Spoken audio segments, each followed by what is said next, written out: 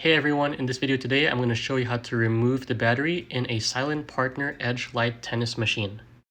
First we'll turn this counterclockwise and then put it back to the furthest position that you can. Next we will look into this hole right here, and inside it we can see the battery is still connected. So we're going to remove the negative wire first, followed by the positive wire. Just pull on this, negative wire removed, and then positive wire. Now to explain the battery bracket. If we look at this, we have two screws, this one and this one, which are pretty much the same. They have bolts at the bottom side. So you're going to need to stick a wrench on the bottom side to be able to hold the bolt in place while you unscrew the top. And for the remaining four screws, all you have to do is just unscrew these from the top, after which the battery bracket will come straight out. Now let's go back and show you this in greater detail. Next we have one screw on this side where I'm pointing and one on the opposite side as well. It looks like this. There is a bolt at the other side of it, so you're going to need to have a wrench at the bottom.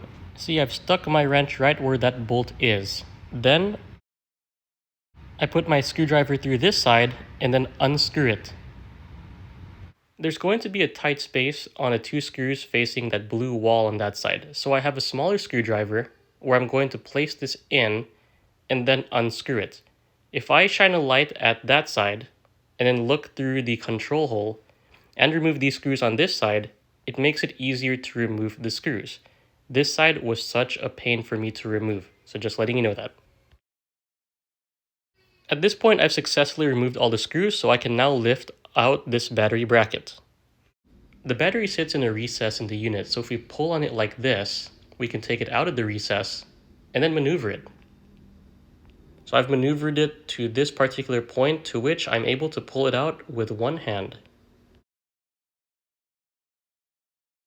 Here's the battery that came out of the machine, 12 volt, 18 amp hour peak energy products.